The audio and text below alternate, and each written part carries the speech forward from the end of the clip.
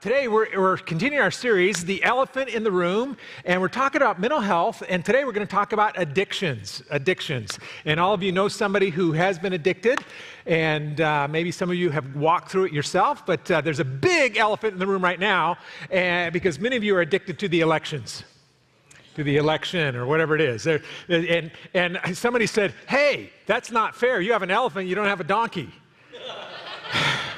It was not intentional. We didn't do it on purpose. I read this one quote: Americans are feeling increasingly stressed about politics amid an assassination attempt, a late-breaking candidate change, debate drama, and legal battles. And then this survey came out, a deeply negative snapshot of American politics in February 2024. So this is even older. I think these numbers are probably higher today.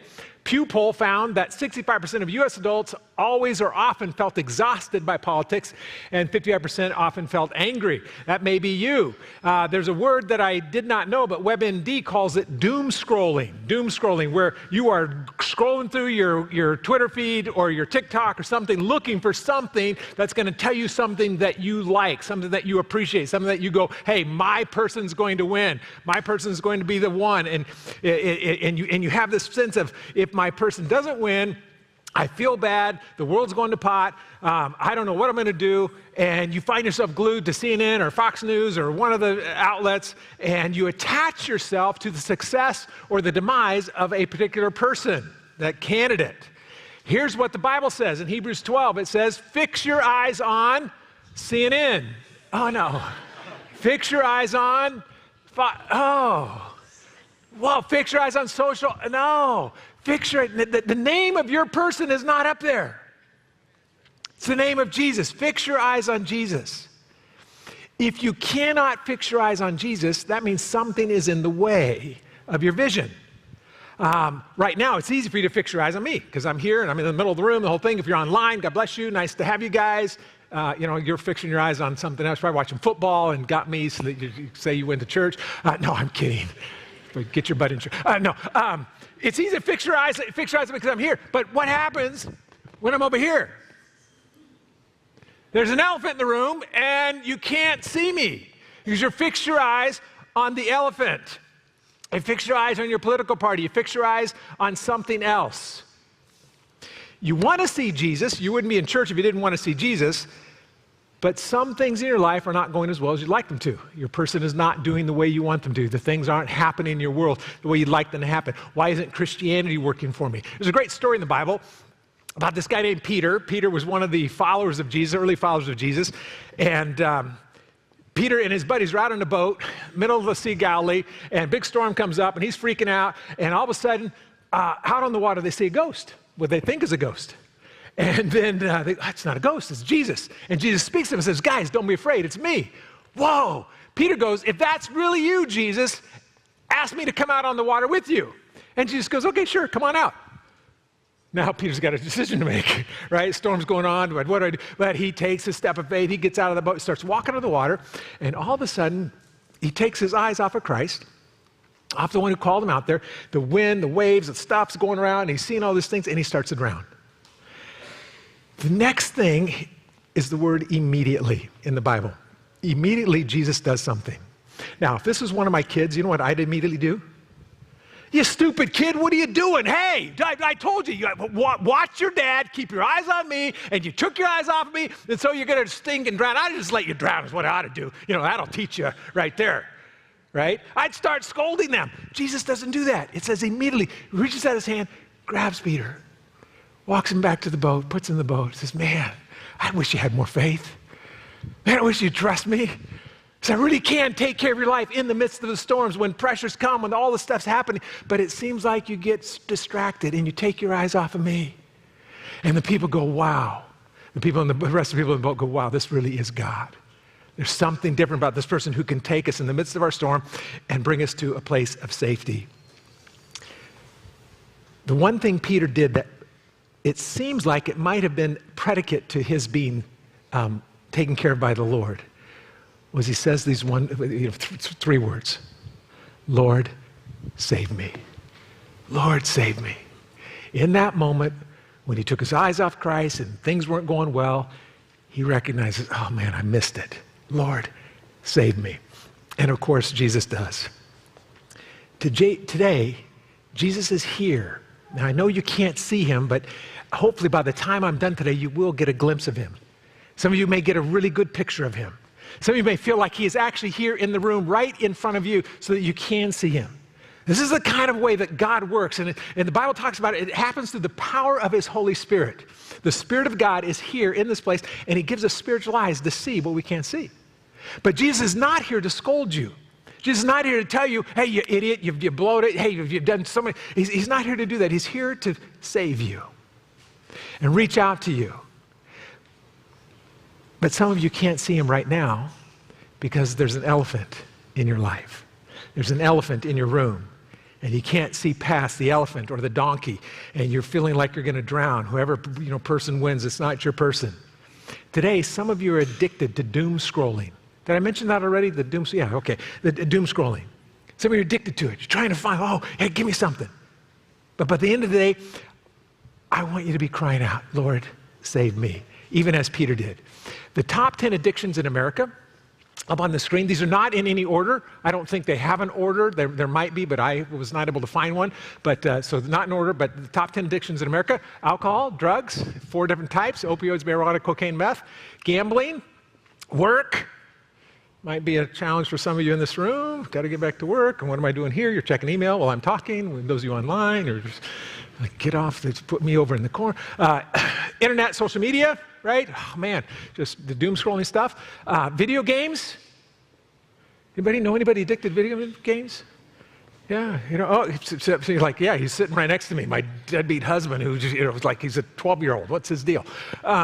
Food, shopping, porn, sex, smoking. Those are the things that most Americans dealing with. How can you tell if I'm addicted? Right? There's some behavioral signs, there's some physical signs, there's some spiritual signs, and there's some psychological signs. Let me go through some of them. The behavioral signs. The inability to control the use. You find yourself, I can't stop checking. I can't stop using. Even if I want to, I can't stop. Neglecting responsibilities. Man, I should be cleaning dishes, but I just got to, I should go probably get something to eat, but I just can't get away from this. You ignore responsibilities at work, at home. Social withdrawal. You pull away from family, friends, activities that were once important to you. You engage in risky behavior. You take dangerous action to obtain whatever issue, whatever fix, whatever it is that you do. If it's was shopping up there? Yeah, okay, good. You'll spend money, right, that you don't have, because you've got to buy something to give yourself a lift. You engage in risky behavior. Psychological signs. There's a craving. There's an urge inside of you. I've got to have this. There's a preoccupation in your mind. You spend your time thinking about this thing. When can I do it again? I can't wait to get away from this meeting so I can check something else. Then the third one, continued use, even though you know it's going to harm you. You keep doing it even though you know it's going to harm you. It's going to harm your kids. It's going to harm your spouse. Sometimes there's physical and psychological harm that you know it's happening to you, but you can't stop. Physical signs, what's happening in your physical body. Tolerance, you need more and more of it, especially with a substance kind of abuse. You need more and more of it to get the same feeling and achieve the same effect. You go through withdrawals if those things are not happening in your life. Your body actually feels it, shaking, sweating, all those kinds of things. You've seen it. The change in your appearance. You ever seen somebody who's addicted? You go, man, that's not the same person. Well, she didn't used to look like that, right? Appearance, energy level starts to diminish. If your kids are coming home and they just don't have the same kind of pep that they used to have, not the same kind of person, man, begin to ask the question, hey, what's going on in their life? What's gripping them? The spiritual signs. You feel far from God. Even though you're here in church this morning, you may feel like, man, God's a million miles away, but I'm here, I'm trying to connect with him, but I can't see him. You have difficulty reading your Bible or praying. Oh man, no. In fact, I'm not going to do this because I'm going to do something else. And if I do this, I can't get close to God.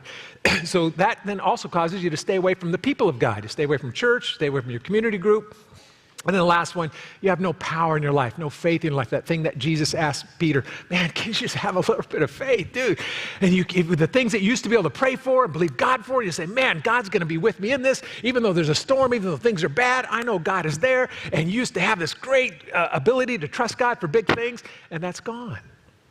Something else has taken its place. 2 Timothy, Paul writes, God has not given us a spirit of fear, but of power and love and a sound mind. Right? So when we talk about mental health, that's what we want to get to, a mind that is sound. And Jesus said, apart from me, you can do nothing. How do we get to that place? Well, just work harder, just pray more, just read your Bible more, just do more for God, just give more. That doesn't work. Preachers will tell you that it does. It doesn't work. It only happens through Christ and Christ alone, when he comes into our life and sets us free. So let's look at some addictions. Number one, everyone has addictions. You talk about, preacher, I don't have no addiction. There are stages of addiction. And I believe everybody in this room, everybody in our world has an addiction. Different stages, different degrees. Let me go through the stages. Number one, initial use. You're just checking it out. A friend, a buddy, somebody says, hey, do this. Hey, try this. Hey, have you experienced this? And you check it out. So, you gauge in this behavior. It may be out of curiosity, peer pressure, whatever, but you start. And then it turns into, hey, that was kind of cool. I'm going to do that again. And it becomes a kind of regular part, a routine of your life. You might even start planning your day around it. Can't wait to get home, play that game. Can't wait to get, like I mentioned, get out of this meeting so I can do this. I can't wait to get to the store to buy, whatever. And then tolerance.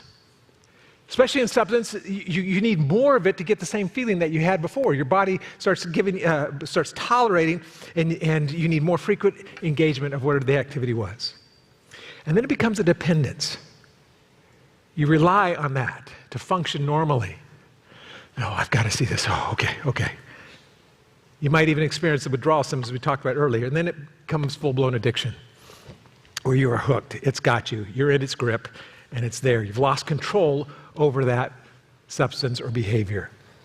It becomes the central focus of your life, and leads to, most of the time, negative consequences. We'll talk about that in a little bit. And then number 6 is relapse. Because you come to this place where you wake up and you go, oh man, this is bad for me, it's bad for my family, it's bad for everything you do, so I'm going to stop. Okay, I'm done. I quit. All right, I'm good. And you last what? 20, 30 minutes? Maybe a day or two, maybe a week, but then you fall back into it and you go, oh man, I thought I'm going to do better next time. Some of you in the room, you may not even know you have an addiction. Pushing back on me saying, I don't have no addiction. And it's probably because you've never been tried or tested in the area where you have a proclivity towards an addiction. And we all get self-righteous about other people's addictive behavior. We see a homeless person on the side of the road holding a sign, whatever. That lazy person, why don't they just whatever?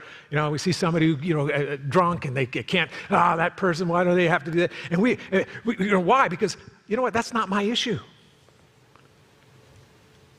Here's the deal, we're really good at pointing out other people's addictions and really bad about recognizing our own. And we get really self-righteous about saying, hey, that's wrong, they ought to stop, a whole thing. A long time ago, I stopped maligning people because of their addictions. Have you heard that phrase? I know you have. But for the grace of God go I, right? And here, I was 25 years old. I'm a young pastor. We're moving from Texas to Oregon, where I'm going to pastor this, be part of this church team. And two of my pastor buddies are going to help me drive the U-Haul truck. Sandy went on ahead, drive the U-Haul truck cross country, and we're having a great time. We're buddies. We're just having a great time. We stop in Tahoe. We're going to go skiing, and the cheapest hotel we could get in Tahoe was one at a casino on the Nevada side, right? So we're in the first time I'd ever been in a casino. And I'm in there, I'm seeing the lights and all the stuff, and I'd been in the smoke-filled environment before, so that wasn't new, but didn't know it was quite as bad as bowling alleys were that I grew up in. I don't know what's wrong with my voice, but just deal with it, and if I have to clear my throat. What? Smoking, yes, way too much smoking. I'm gonna.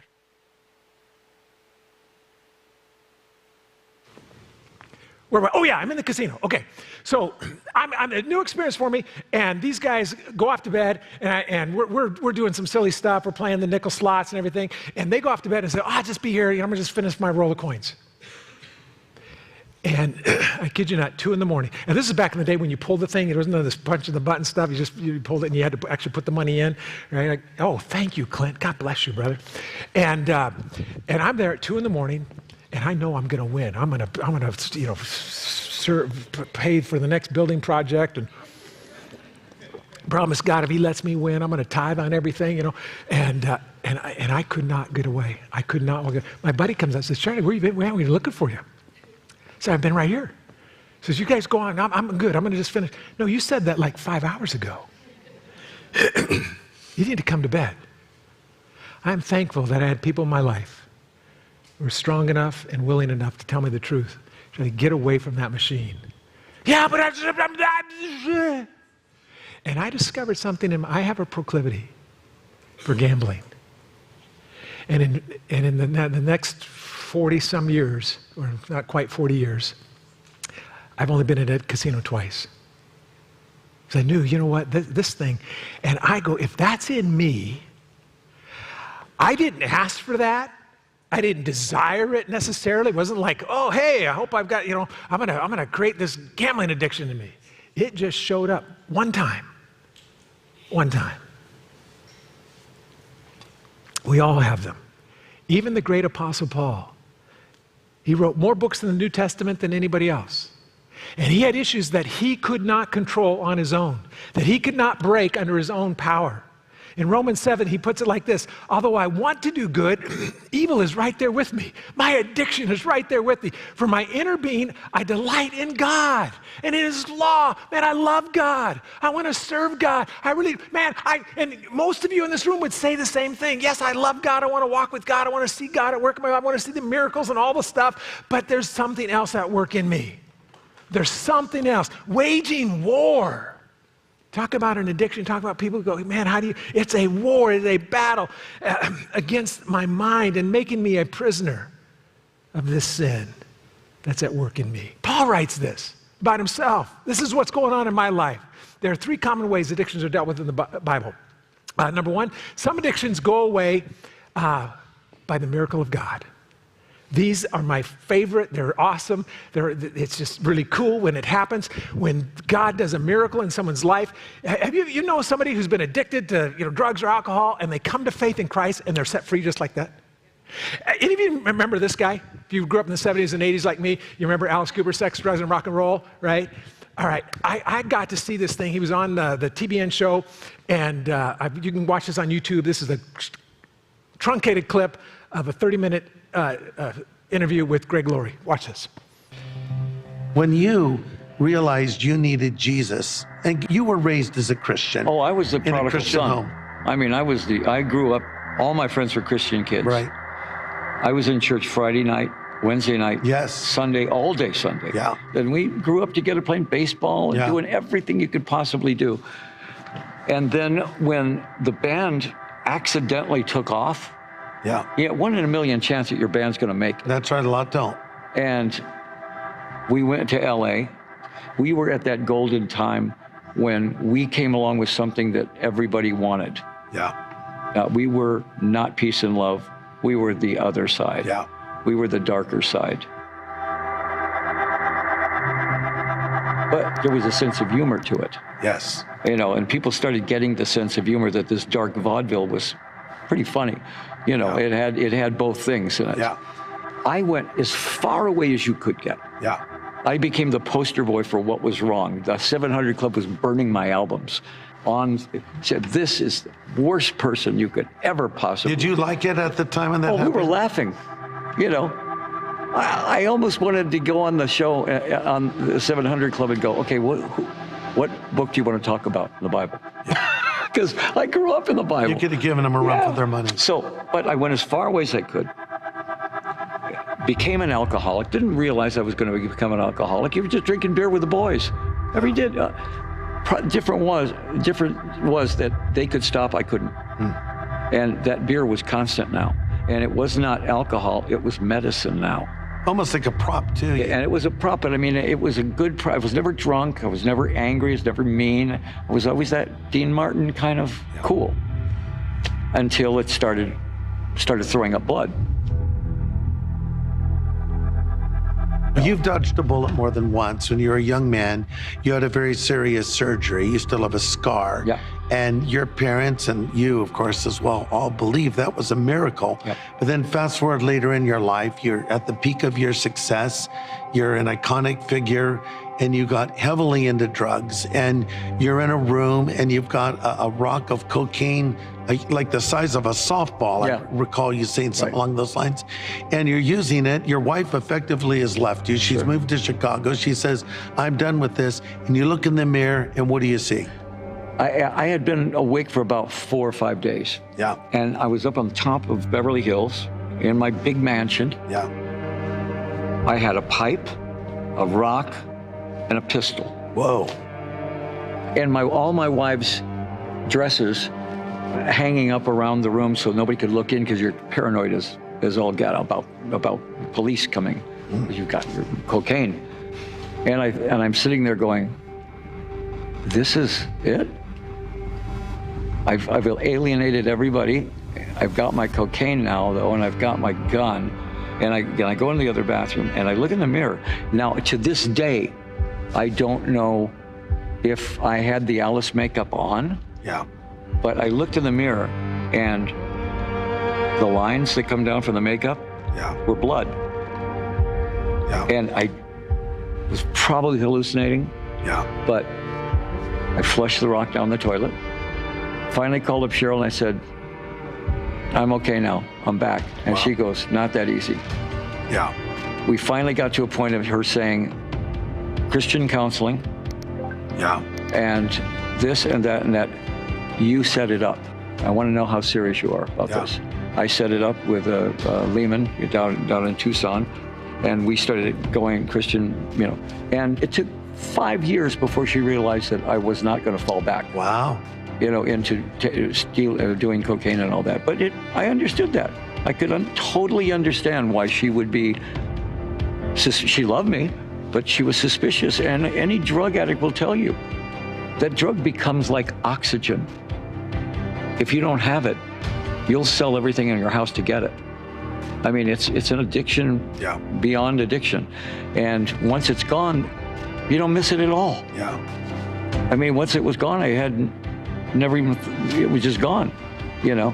But I mean, when you're addicted, you are attached at the hip, and honestly, nothing else is important. I woke up one morning, threw up blood, and Cheryl goes, party's over. And I was in an institute, to stop. And you know what? After 2 days, I felt great. But I kept going. When I get out of here, I'm going to go back to my thing, and it's going to be everywhere. I came out of there, never once had a fallback, never fell back on alcohol, never fell back on drugs. 39 years, 38 years. So God literally took it away from me. So you don't describe it as you were cured. You say you were healed. Yeah, people would say, well, you're a cured alcoholic. And I go, no, I was a healed alcoholic. What's the difference? Well, God took it away from me. Even the doctor said, it's impossible that you don't at least fall off the wagon 3 or 4 times because you're the classic alcoholic. And I said, what you don't understand is that God took it away from me. Yeah. I said, it's a miracle. After a while, though, they went, you know what? God took it away from you. Because they said, everything about your life should be deception. That's what an alcoholic and a drug addict does. They put on this air that they're cured, but back here they're doing this and they're doing that. That never happened. And so even the doctors were going, miracle. You're 1 in a million case. And I went, well, God works like that. Isn't that cool? Yeah, great story. You can watch the whole thing online if you like on YouTube. But he said 1 in a million. And that's probably accurate. That does not happen to most people. Most people have to walk it out. And unfortunately, many pastors will make you feel guilty if you're not instantly set free. Hey, if I pray for you, man, God's going to touch you and he's going to set you free because that's what he does. And if you don't, it's your fault and you just need to pray more, read the Bible more, et cetera. And it's really a bummer. But there are some things in our lives that we cannot control that give us a proclivity, a bent, even an addiction. Some people call it a gene. It is in you. It is in me. Men have a greater proclivity towards video games. People with ADHD like myself, I shared that with you a few weeks ago, have a desire for that thing. I think that's part of the whole gambling addiction that I have. Where you were born helps determine, or not helps, but it hinders, what you may be addicted to. Your peers, the people that you hang around, your family of origin. Did you have a dad in your life No dad in your life. What did your parents, were they addicted to things? That, again, pushes your chances, your DNA. I mentioned that earlier. Letter B in your notes is 1, God can set you free miraculously. Letter B is other types of addiction or other addictions hang on by your own choice. So yes, we may have a proclivity towards it, we may have DNA toward all those things, but some hang on because of decisions that you and I make. We took initial steps into the addiction that may or may not have been by our choice. The casino, I'm there. I've been given this opportunity. And I could have willfully said to my buddy, get out of my face. Don't come near me again. I'm going to finish this thing out. We'll start driving in the morning, whatever. And fed that addiction. But I was given an opportunity again. Thank God for people in my life who said, Charlie, let's walk away from this. Sometimes we don't take those opportunities. We willfully choose not to take those opportunities. People will tell me, Pastor, if I could meet Jesus, he was 2,000 years ago. If I could meet him today, I'd serve him. I'd follow him. I believe in him. I go, really? Yeah. I don't think so, because many people have. In fact, there's one guy that meets Jesus, and he is so addicted to his money that he sells Jesus for what he owns. Jesus comes and says, he comes to Jesus and says, hey, Jesus, I want to have real life. I want to have the kind of life that, man, I just dream about. What do I got to do? He says, well, here's what you got to do. Sell all your possessions, give it to the poor. And you'll have life eternal. You'll have real life. You'll figure out why you were born, what your purpose is in this world. And he says this, look at what it says. He went away sad because he had great wealth. He says, I will trade everything for my money. Jesus has offered me life, real life, and I will trade that for my wealth. Some of you in the room are addicted to your money. You have this challenge. It says, I want to keep my stuff. And instead of being able to fix your eyes on Jesus, you fixed your eyes on your finances. Your money, you believe, will save you. And it stands in the way of you and the Lord, and you can't see him very well. Jesus tells us that he told that man, he says, give it to the poor. He told that man to sell everything he had. He hasn't told me that. He says there should be nothing that comes between you and me, but he didn't tell me to sell everything and give to the poor, but he does tell each one of us to give to the poor. He does tell each one of us to give the first 10% of all that we make, the tithe, bring the first fruits of all that we make, and bring it to God. Give it to him. And many of us who are addicted to our money would say, oh, hey, that's way too much. There's no way. And we will trade. We wonder, why isn't God's power in my life? Why isn't God working in my life? Because we're holding on, and we cannot see him because we're holding on to what really belongs to him. And you walk away sad, and we come up with all kinds of excuses. And you and I are addicted to our money. The Bible calls it slavery. Jesus said, I tell you the truth, everyone who sins is a slave to sin. And today, Jesus is inviting us to trust him with our addictions, with our challenges, with our issues in our life, to follow him, to break the addiction. Let me keep going. Letter C. Some addictions grab a hold of you and are very difficult to break. I changed that if you're doing notes online or on the paper, I changed it because I said, you know what? No, some addictions grab hold of you and are impossible to break alone. Impossible to break alone. You cannot do it. Remember, Jesus said, without me, you can do nothing. You cannot break this alone. In 2 Corinthians, Paul calls it a stronghold. The weapons of our warfare, the things that God gives us, he says, these are not like the world is. It's not psychological help. It's not chemical help. It's not that kind of help. This thing is divine. It's powerful. They're not of this world. Instead, they have divine power, God's power, to demolish strongholds. The Bible talks about these things called strongholds. A stronghold is that very thing. Sandy and I were in Croatia last week. It was so cool. Can we show that picture? And this is Dubrovnik in Croatia. And this is an ancient city. It's really cool. Here's the wall. City goes all the way around. I'll show you a picture of it. But if you look at the top, at the top of the mountain, way at the top, there's a fortress. And in 1991, the Serbians came through, and the wall had come down, so Yugoslavia was broken up, Tito had died, and so each of these people groups began to say, hey, we're our own people again, great, we're Croatia, and we're Serbia, and we're Bosnia, and all this stuff. And you guys some of you are old enough might remember the war that was taking place there. Well, the Serbians came in and said, hey, we don't want Croatia to be alone, we want them to still be part of us. So they started attacking, and they started attacking this city that's down here, but the fortress at the top was a stronghold, and they could not capture it. And eventually, they ended up winning the war in 1995. The war's over, declared peace, all because of that fortress at the top. Go to the next slide. There's a better picture. Yeah, it's up there. So I climbed up there. Go to the next slide. Yeah, we climbed up there. That's me on the left. And you can see the old city down there, which they were able to absolutely decimate. They said bombs and all kinds of stuff. But the fortress of the top was a stronghold they couldn't capture. Next slide. I'll show you a really cool picture of the only way you could get up there was through this goat trail, and today, now there's a road and a gondola, and of course we did the goat trail because Sandy wouldn't pay the $30 to ride the gondola up. God forbid we spend $30. Anyway, it was a great hike. We hiked up, and the payoff was awesome. But there is what the Bible talks about as stronghold.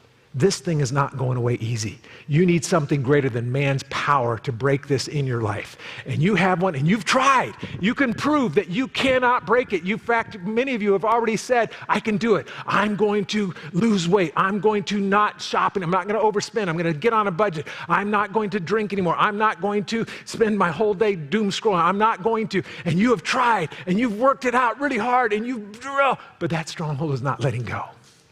And it takes something, instead, it takes divine power to tear down these things that exalt themselves against the knowledge of God, to take these thoughts captive. When Jesus tells that man, go sell everything he's got, his buddies look at Jesus and go, Jesus, we're all toast. There's no way we're going to be able to do this. That's impossible. You talk about a stronghold, get my money and God. And here's what Jesus says. With man, you're right. With man, this is impossible. But with God, all things are possible. I can be set free from the things that have a grip on my life that I've tried to break free from. And it has not happened because there's been an elephant in the way. I've not been able to fix my eyes on him. This is why you and I need Jesus, why we cannot live without him, at least the kind of life that you were destined to live.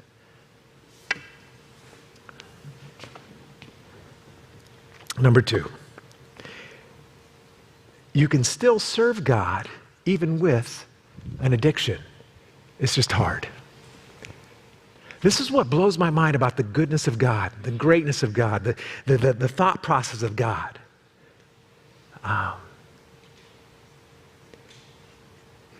It's hard. Let me tell you what it does. If you're here this morning, and many of you are, you have this thing in your life, you've tried. Here's what it does. It drains your life.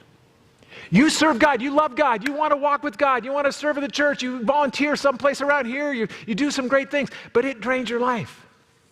You don't have the energy, you don't have the stamina, you don't have the faith, all the things that you normally would have if this thing wasn't there. Yeah, so some of the energy that you have that you could be using to serve the Lord is not there. Letter B, you deal with condemnation. You deal with the condemnation. There is an enemy of your soul that tells you what a terrible person you are. If anyone knew what you were really dealing with, if anyone knew that you had this, they wouldn't like you, they wouldn't even let you in their church.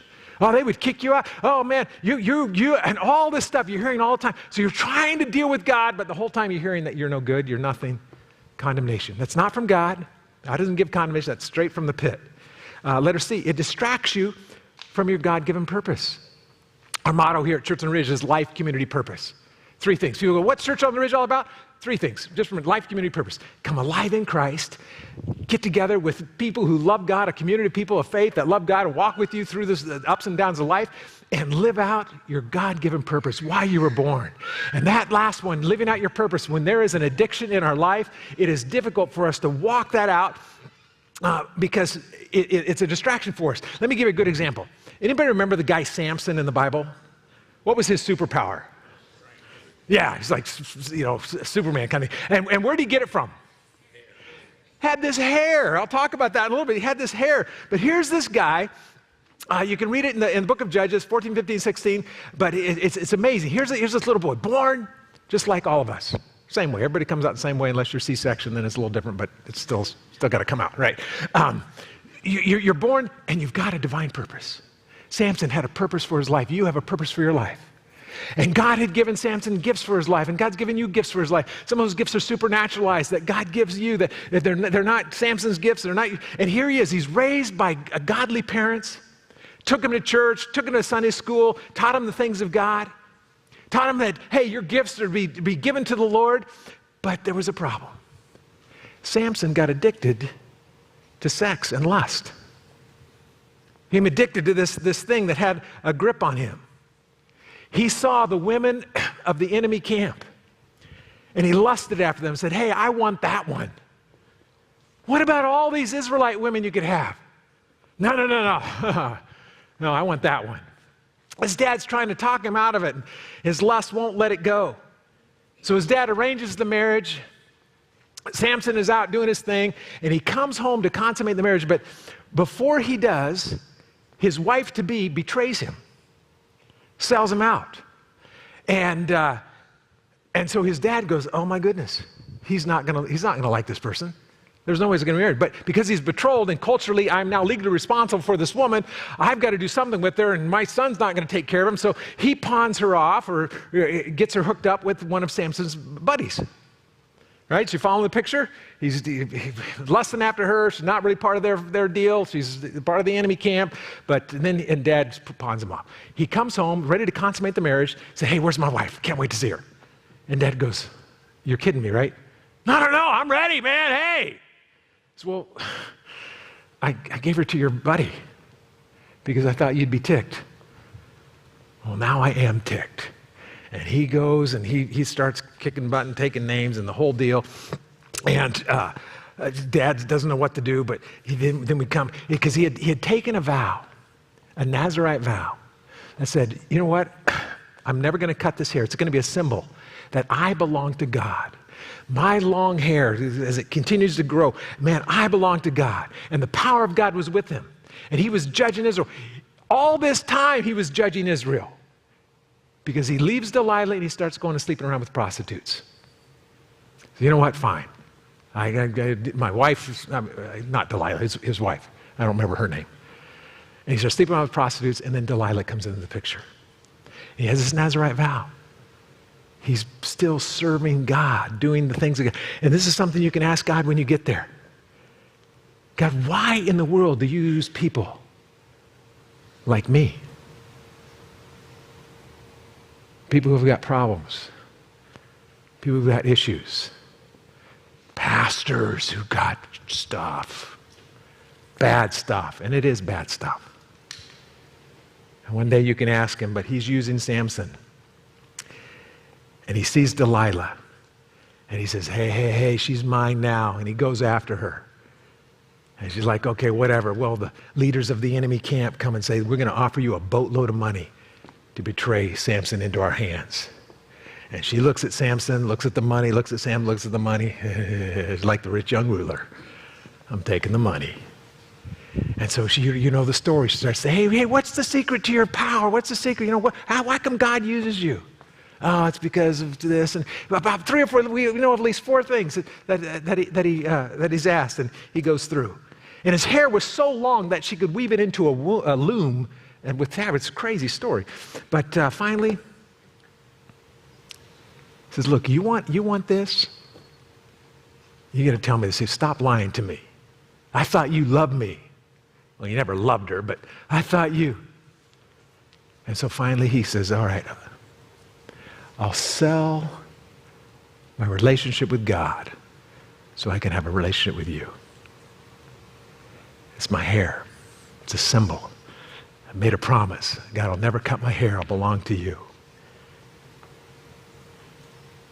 And in essence, he cut off his life with God. He said, God, she's more important than you are. Money's more important than you are. Shopping's more important than you are. Election is more important than you are.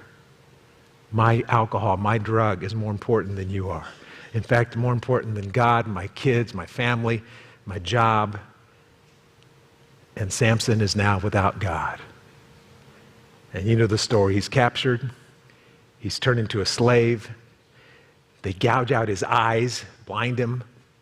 And he's forced in prison to push a grinding mill, like a donkey or a mule. Just doing his, where he was once the judge of Israel, and now the bottom of the barrel. See, addiction undealt with always leads to ruin. So what do you do? What do you do when you're addicted? When you're addicted to food, when you're addicted to politics, addicted to porn, alcohol, money, fill in the blank. Number one, recognize you're not alone. This is so huge. Recognize you're not alone. You've been told you're the only one. If anyone, no one else has this problem. Man, here's what the Bible actually says. No temptation has overcome you except what is common to mankind. Now, not all people have your addiction, but it's common to mankind. It's out there. You're not alone. And God is faithful. He will not let you be tempted beyond what you can bear, but when you're tempted, He will provide a way out. Who provide? Oh, is that up there? Can we put that there? He will provide a way out. Go to the next slide. He will provide a way out. You can't do it in your own strength. You can't muscle up enough to do it. You've got to turn and fix your eyes on Him. There is a way out, and He provides it. So, second thing you do is you get help. Letter B, get help, get help, get help. Any of you have been in a treatment program, you know the very first step is what? Admit you have a problem. It's me, oh Lord, standing in the need of prayer. I admit it. I can't do this. In a few moments, I'm going to invite the prayer team to come forward. Not just yet, but in a few moments, invite them to come forward. And we're going to give you an opportunity to come forward and go, hey, I need prayer. You may have an addiction. You may be at the initial stages of it. You just feel something in your life. Man, hey, I pray for me. I love it, excuse me, when people make that step, because I know that that's half the battle. Just saying, I have a problem is half the battle. They're already on the way to victory. And I get so excited for them because I know the bondage that they've been in for so long. You've been carrying this thing for so long. And finally, when you make that step and go, hey, I need prayer, all of a sudden, this thing is broken. Not sometimes an Alice Cooper experience, but that thing is broken, and you can begin to see the trajectory begin to change.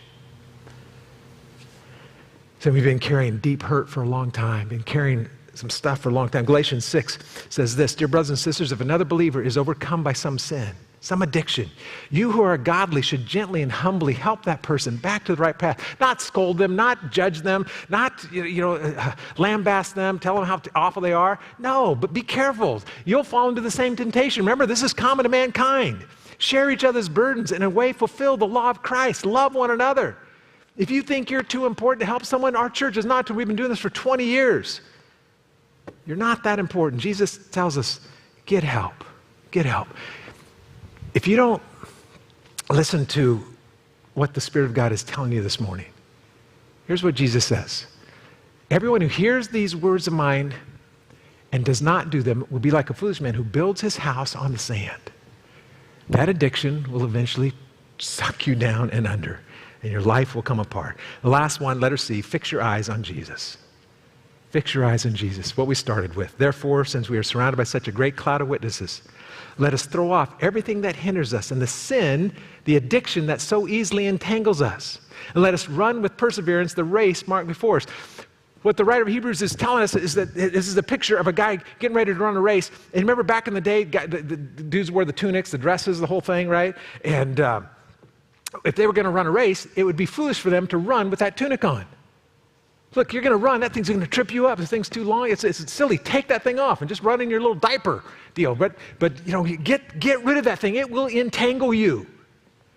Drop it away. It's impossible to fix your eyes on Jesus when you're laying flat in the dirt. So he says, let's get rid of that. How?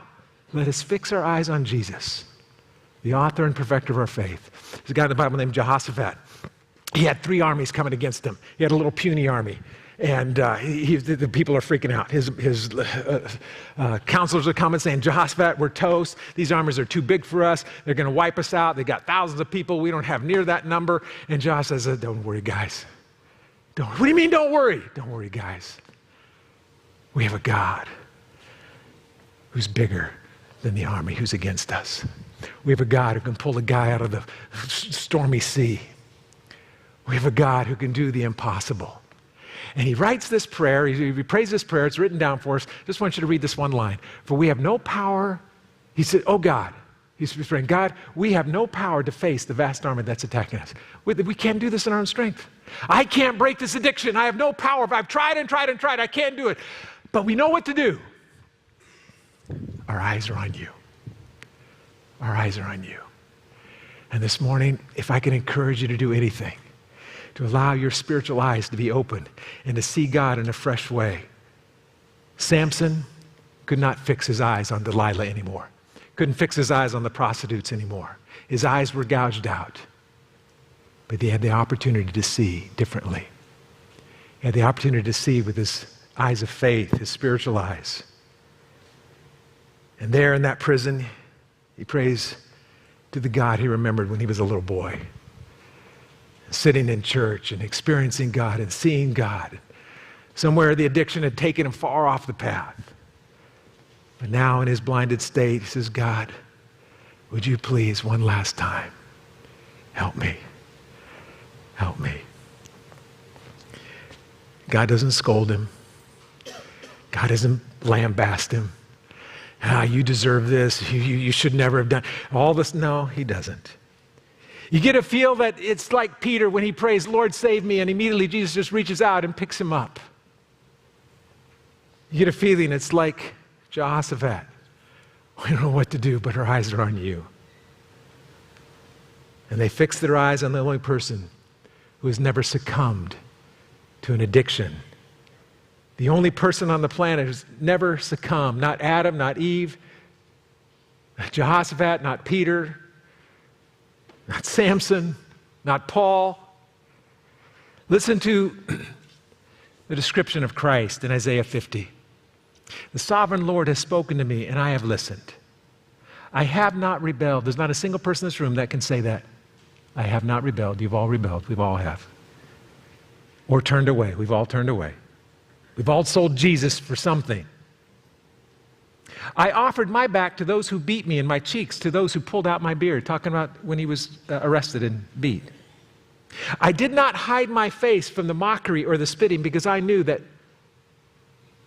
people that I love were going to go through mockery and spitting. And I will take it on for them because the sovereign Lord is capitalized, so it's a reference to God, his Father, helps me. I will not be disgraced. No. I didn't do anything wrong. Therefore, I will set my face like flint, determined to do his will. Go to the cross so that people who are chained and in bondage can be set free. And I know that I will not be put to shame. Anyone here who's had an addiction, who's been found out, you know it's a disgrace. You know it brings shame. And Jesus said, I will do what you cannot do. Everyone has succumbed to the sin and entrapped by them, been tripped up by them. Today, Jesus has given us opportunity to throw aside that which so easily entangles us. And this morning, you may be one step away from disgrace, or you may already be living in the shame. And I'm not here to scold you, and certainly Jesus is not. He's simply calling us back. At 14 years old, I moved in with my dad. My parents had divorced, and mom lived in Oregon, dad lived in California. Tired of living with my mom, she got remarried, and said, I'm going to go live with my dad. Lived with my dad, who was not a Christian, and sets me up in a room that was not the room I grew up in, a new house, and there in the closet, I'm putting my clothes away, and there is a stack of pornography this high. Playboy, Hustler, We, all the favorites of that day. I'm 14. I'm in a house by myself. Maybe I could have, if I, works, but those magazines became part of my life. Psychologists would tell you that it changed some of the chemical makeup in my brain. I go on and get saved. That addiction was never broken. I love Jesus. I got called into ministry as a pastor. I gotta be a pastor. But I got this thing. stayed with me 10 years into my marriage, have an illicit relationship. And finally, the shame, the disgrace, the exposure. One of my favorite lines in the whole Bible, one of my favorite lines, is found in Judges 16. But Samson's hair in his head began to grow again. Samson had cut himself off from God, allowed himself to be cut off from God, but God never cut himself off from Samson. And his hair began to grow. And he calls out to God, and God picks him up. And I'm here to tell you this morning, after 2 years of rehabilitation, counseling and therapy, and a lot of hard work, my hair began to grow again. Now, since then,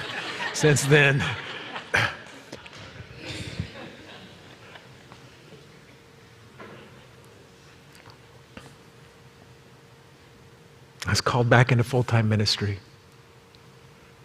And 20 years ago, we came to Snoqualmie, started Church on the Ridge, and we have helped hundreds and hundreds and hundreds of people who have been addicted and broken and in chains, and able to share with them that there is life. Like Alice Cooper, there is a God who can set you free.